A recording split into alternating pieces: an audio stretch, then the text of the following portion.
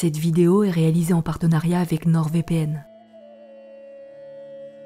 Vu sous le prisme de la théorie des anciens astronautes, le Mahabharata, le livre sacré de l'Inde ancienne, se transforme en un récit mêlant spiritualité et technologie avancée incompréhensible pour son époque. Ce poème épique, qui raconte des batailles titanesques, des rivalités divines et des voyages extraordinaires, semble à travers cette perspective être bien plus qu'un simple récit mythologique. Les descriptions de chars volants appelés Vimana, des armes destructrices comparées à des éclairs ou à des flammes qui embrassent des armées ou des villes entières, ou encore les récits de guerre célestes entre dieux, pourraient évoquer non pas des symboles métaphoriques, mais des témoignages anciens de technologies extraterrestres. Ces éléments, souvent perçus comme des allégories mystiques, prennent une autre dimension si l'on suppose que des êtres avancés ont interagi avec l'humanité à une époque reculée. La théorie des anciens astronautes nous permet de regarder notre histoire à travers un filtre différent. Un filtre où les dieux, les anges et les héros des mythologies ne seraient pas des figures imaginaires ou éthérées, mais des visiteurs venus d'ailleurs, des êtres exogènes qui auraient interagi avec l'humanité dans un passé lointain. Elle repose sur une idée simple et perturbante à la fois. Nos ancêtres auraient-ils mal interprété des technologies sophistiquées, des machines volantes ou des connaissances avancées, les prenant pour des miracles ou des manifestations divines ? Car des textes anciens comme le Mahabharata, la Bible ou encore les récits sumériens regorgent de descriptions étranges de chariots de feu dans le ciel, d'êtres venus des étoiles. Ces êtres de chair et de sang possédaient une technologie et un savoir qui fut interprété comme divin par nos ancêtres, incapables de comprendre la science qui les sous-tendait. Mais ces êtres n'étaient pas des dieux. L'impact de la rencontre entre ces voyageurs stellaires et les peuples de la Terre aurait été considérable, laissant une empreinte indélébile dans nos croyances, nos cultures et peut-être même dans notre ADN. Nous vivons aujourd'hui dans une société technologiquement avancée, ce qui nous permet d'appréhender les textes anciens avec un regard lucide. D'ailleurs, si vous regardez cette vidéo, c'est grâce au réseau Wi-Fi, une technologie qui aurait certainement semblé magique aux civilisations du passé. Mais comme tout système, Internet a ses failles. Il peut exposer notre vie privée et nos données à des risques. C'est ici qu'intervient NordVPN, le VPN le plus rapide de la planète, conçu pour agir comme un véritable bouclier numérique. Non seulement il protège vos connexions en ligne des regards indiscrets, mais il offre également des fonctionnalités avancées comme protection anti-menace pro. Avec cette technologie, NordVPN analyse les fichiers que vous téléchargez, bloque les sites malveillants et élimine les publicités invasives, rendant votre navigation fluide et sécurisée. Pour les amateurs d'achats en ligne, il détecte les sites frauduleux qui imitent des boutiques légitimes et vous avertit avant qu'il ne soit trop tard. Grâce à la surveillance du dark web, vos données sont protégées, même dans les recoins les plus sombres d'Internet. Cette fonctionnalité analyse en continu les informations compromises et vous alerte immédiatement si vos identifiants sont en danger. Protégez dès aujourd'hui votre sécurité numérique avec NordVPN. En ce moment, profitez d'une offre exclusive, 4 mois offerts sur les abonnements de 2 ans en suivant le lien qui s'affiche sur l'écran et dans la description de cette vidéo, avec une garantie satisfait ou remboursée de 30 jours. À l'époque de la rédaction du Mahabharata, aucun auteur n'était romancier. L'écriture servait à garder en mémoire les événements importants de manière plus pérenne que de manière orale. Il est donc plus que probable que le Mahabharata ne soit pas uniquement un récit philosophique ou spirituel, mais que ces plus de 100 000 vers attribués au sage Vyasa soient de réelles chroniques historiques relatant des faits immémoriaux survenus à l'époque où les dieux vivaient parmi les hommes, à l'instar de la majorité des textes sacrés du monde. Il est d'ailleurs difficile de dater les récits contenus dans le Mahabharata. Si on sait que le texte fut rédigé 2 siècles avant notre ère, on sait également qu'au moment de sa rédaction, le récit était déjà transmis oralement depuis des temps très anciens. L'histoire centrale du Mahabharata tourne autour de la rivalité entre 2 branches de la dynastie Kuru, les Pandavas, 5 frères héroïques soutenus par les dieux, et les Kauravas, leurs 100 cousins animés par l'ambition et le chaos. Ce conflit, enraciné dans des querelles de succession, culmine dans la bataille des Kurukshetra, une guerre cataclysmique qui oppose des royaumes entiers. Le récit traite de 2 événements majeurs, les fortes rivalités au sein de la famille royale, ainsi que les contacts entre les dieux et les humains. Les dieux du Mahabharata ne sont pas des figures éthérées, des concepts abstraits ou de simples allégories spirituelles. Ils sont apparus aux humains de manière bien réelle, physique, et étaient dotés d'une technologie qui dépasse de loin ce que les populations de l'Inde ancienne et même du monde entier pouvaient concevoir à cette époque. Ces dieux, comme les appellent les textes, ne sont pas si différents des humains. Leur apparence est même très similaire. Ils mangent, dorment, aiment et se battent. Ils se marient entre eux, ont des enfants, ressentent des émotions et meurent. Cependant, certains détails semblent les distinguer des humains. Peut-être leur taille, leur tenue vestimentaire, leur couleur de peau ou de cheveux, les traits de leur visage. Mais le plus souvent, ils sont décrits comme des humains de grande taille à la peau légèrement bleutée. Dans de nombreuses cultures, les dieux ont été représentés avec cette même teinte de peau. Ces similitudes soulèvent la question d'une influence globale, suggérant une intervention divine à l'échelle mondiale. Ainsi, les dieux décrits dans les textes indiens ne sont pas si différents des anges d'Enoch, des Elohim de l'Ancien Testament, des Anunnaki sumériens, des dieux égyptiens, etc. Ils partagent les mêmes caractéristiques, si bien que l'on pourrait se demander s'il ne s'agissait pas en fait des mêmes individus connus sous d'autres appellations selon les régions du monde. L'un des personnages principaux du Mahabharata, Krishna, est dépeint comme une incarnation divine, un guide, un stratège, un guerrier. Dans les traditions hindoues, Krishna est un avatar de Vishnu, une incarnation descendue sur Terre pour rétablir l'ordre cosmique. Il est souvent associé à des pouvoirs surnaturels, comme la manipulation du temps et de l'espace, la matérialisation d'objets, la téléportation. Krishna pilote un char céleste dans plusieurs passages. Ces chars sont souvent décrits comme volants ou divins, et pourraient être des descriptions métaphoriques d'engins volants avancés. On parle ici évidemment du concept de Vimana, très présent dans les textes indiens. Le char divin de Krishna, conduit par lui-même, était équipé de puissantes armes et entouré d'une lumière aveuglante. Il pouvait voyager sur terre, dans les airs et dans les eaux, défiant les lois de la nature. Arjuna monta dans un char qui pouvait voler à la vitesse du vent, équipé d'armes célestes. Ce char brillait comme un feu ardent et produisait un son assourdissant lorsqu'il s'élevait dans les airs. Les Vimanas sont des objets mentionnés dans les Védas, dans le Mahabharata et le Ramayana. Dans ces textes, les Vimanas sont décrits comme des véhicules volants, souvent dotés de caractéristiques extraordinaires. Ils sont les véhicules des dieux. Ils sont dépeints comme des engins volants capables de se déplacer rapidement, changer de direction instantanément et se déplacer verticalement ou horizontalement, ayant des formes variées, allant de structures cylindriques ou sphériques à des véhicules en forme de soucoupe ou de temples volants, faits de métaux brillants ou d'alliages spéciaux, parfois ornés de décorations complexes. Les textes mentionnent divers moyens de propulsion, incluant des moteurs à mercure, des énergies solaires ou encore des forces mystérieuses que certains interprètent comme magnétiques ou gravitationnelles. Le char pouvait monter dans les airs, descendre et voyager où bon lui semblait, sous le contrôle du pilote. Il pouvait traverser le ciel à une vitesse fulgurante, tel un oiseau céleste. Certains Vimanas sont d'une taille si impressionnante qu'ils sont décrits comme de véritables villes volantes, capables d'accueillir des armées entières, des jardins, des palais. Le Pushpaka Vimana, attribué au roi Ravana dans le Ramayana, est décrit comme un palais volant luxueux, capable de transporter de nombreux individus sur de longues distances, avec un confort digne d'une ville moderne. Rama monta à bord du Pushpaka. Le char aérien, semblable à un nuage dans le ciel, flottait avec douceur sans la moindre secousse. À l'intérieur, les sièges étaient ornés de soie et de joyaux, et une douce musique céleste accompagnait les voyageurs. L'air était parfumé de fleurs divines, et le char semblait abriter une ville entière, avec ses nombreuses chambres, cours et jardins suspendus. En tout cas, les descriptions de ces Vimanas gigantesques ressemblent étrangement à des concepts modernes, comme des stations spatiales ou des vaisseaux mers, visibles depuis le sol comme de véritables cités brillantes dans le ciel. L'une d'elles s'appelait Hiranyapura, littéralement la cité dorée, décrit comme un lieu resplendissant, brillant de l'éclat de l'or et de pierres précieuses, et d'une architecture divine.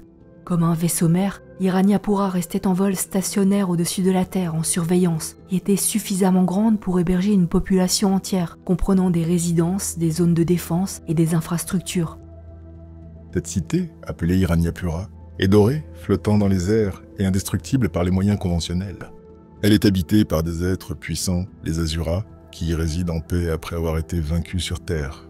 Hiranyapura était un refuge d'or, une forteresse dans les cieux, inaccessible aux mortels et protégée par des enchantements que même les dieux trouvaient difficiles à surmonter. Hiranyapura était un bastion stratégique des Asuras, les démons, utilisé pour lancer des raids et des attaques contre leurs adversaires. Elle semble protégée par des champs de force ou des mécanismes défensifs sophistiqués.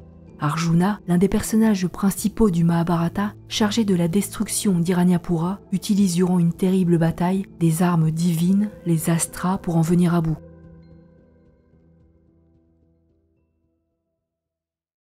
La promesse de Shiva et la force acquise par tes ascèses te rendent digne et capable de manier d'autres armes merveilleuses. Le roi des dieux te les accordera là-haut, dans sa demeure céleste. Prépare-toi à pénétrer là où jamais mortel ne fut admis. Dans le Mahabharata, Indraloka est décrit comme le royaume céleste du dieu Indra, souverain des Devas et gardien des cieux. Situé dans un monde suspendu dans les cieux, ce lieu est décrit comme un domaine resplendissant et où règne la prospérité et l'harmonie. Le héros vit des jardins magnifiques fleuris en toute saison, des zéphyrs promenaient des parfums inconnus des mortels. Sous les arbres sacrés siégeaient les êtres parfaits, les siddhas, les nymphes célestes et d'autres habitants des cieux. Parmi eux se tenaient aussi nombre d'humains désormais purifiés par leurs actions nobles, leurs austérités, leur vie dédiée à la vertu. Il est difficile de définir si Indraloka était une ville volante, une station spatiale ou une planète, mais les descriptions de ce lieu comme vaste et autonome, doté de paysages et d'une organisation complexe, la présence de villes comme Amaravati, suggèrent qu'il pourrait s'agir d'une planète habitée, connectée à la Terre par des moyens de transport avancés. Le lieu d'origine des dieux, une sorte de paradis où étaient emmenés en retraite les humains les plus vertueux. Arjuna se baigna dans les eaux du Gange, purifia sa pensée par la répétition du nom de Shiva et monta à côté de Matali dans le Vimana. En quelques instants, ils parvinrent dans la contrée céleste d'Indraloka, dans la cité divine d'Amaravati. Le voyage d'Arjuna vers Indraloka offre un exemple révélateur. Arjuna, héros des Pandavas, est transporté dans un Vimana pour rejoindre son père, Indra, dans ce royaume. Là, il reçoit une formation sur l'utilisation des armes divines, telles que le Pashupatastra, et bénéficie de l'enseignement des Devas. Ce récit pourrait refléter une interaction directe entre des humains choisis et une civilisation avancée, où Arjuna aurait appris à manier des technologies extraterrestres. La splendeur d'Indraloka, associée à sa localisation céleste, trouve un écho surprenant dans les représentations universelles du paradis dans de nombreuses cultures, telles que le paradis chrétien, l'Olympe grec ou Asgard dans la mythologie nordique. Les récits anciens d'un royaume céleste et divin pourraient être des interprétations mythifiées d'un lieu réel, technologiquement avancé, mais incompréhensible pour les civilisations humaines de l'époque. Une fenêtre sur un passé où des interactions avec des intelligences supérieures auraient inspiré des récits devenus aujourd'hui mythologiques.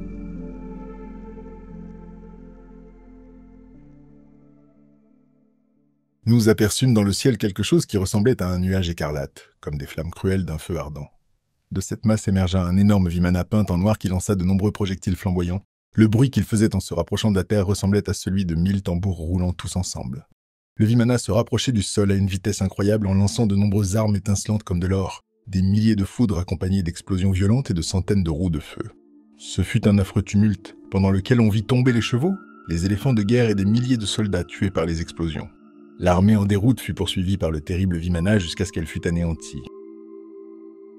Les astras sont décrites dans le Mahabharata comme des armes surnaturelles, d'une puissance extraordinaire, nécessitant un savoir-faire précis et l'invocation de mantras pour leur activation. Et leur utilisation était généralement réservée aux guerriers possédant une connaissance et une discipline spirituelle approfondie.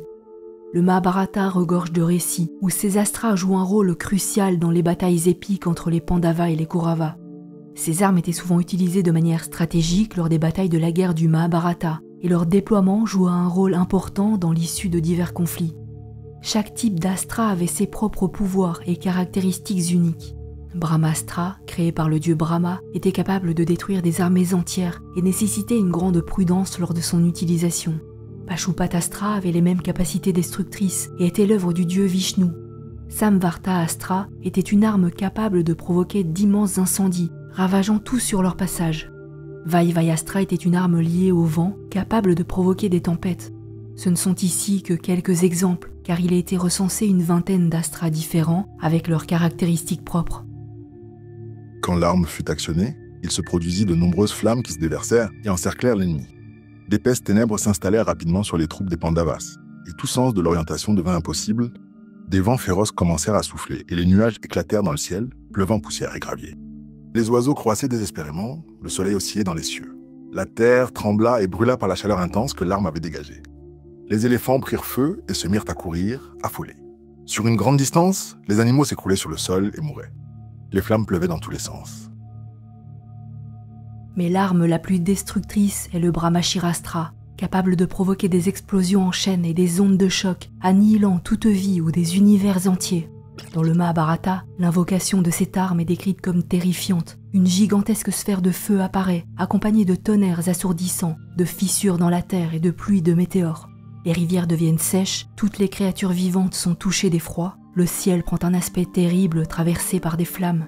La destruction qu'elle cause est totale. Aucune vie ne peut subsister dans la zone touchée pendant de longues périodes. Le Brahmashirastra peut être vu comme une métaphore ancienne d'une technologie apocalyptique, évoquant par ses descriptions les effets dévastateurs des armes nucléaires modernes, dont les explosions détruisent instantanément toute vie dans une zone donnée et laissant derrière elles une radioactivité rendant le lieu inhabitable pendant des décennies ou des siècles. C'était un unique projectile chargé de toute la puissance de l'univers. Une colonne incandescente de fumée et de flammes aussi brillante que 10 000 soleils s'éleva dans toute sa splendeur. Les cadavres étaient brûlés au point d'être méconnaissables. Leurs cheveux et leurs ongles tombèrent.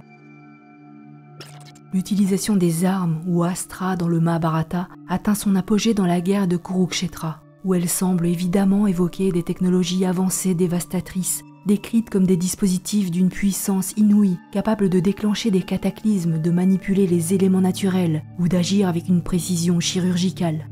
Ces armes semblent dépasser les capacités humaines connues à l'époque où l'épopée fut consignée, laissant entrevoir la possibilité qu'elles proviennent d'un savoir perdu ou qu'elles aient été offertes par des êtres supérieurs, désignés comme des dieux dans les textes.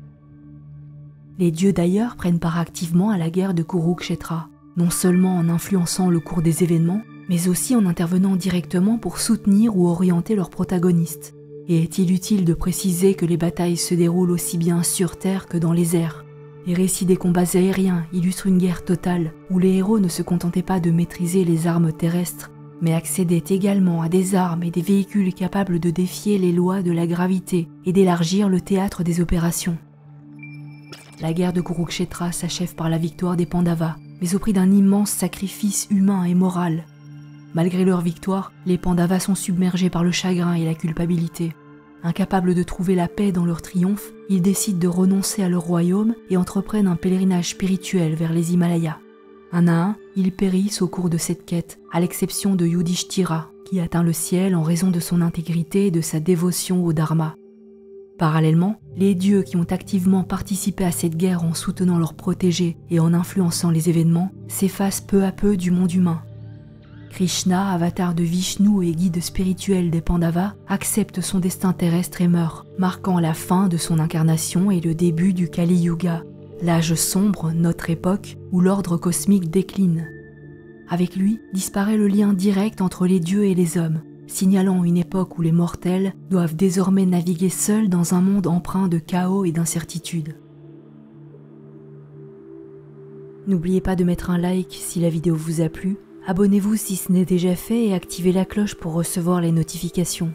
Vous pouvez également soutenir ma chaîne sur Tipeee, ce qui contribuera à produire de nouvelles vidéos.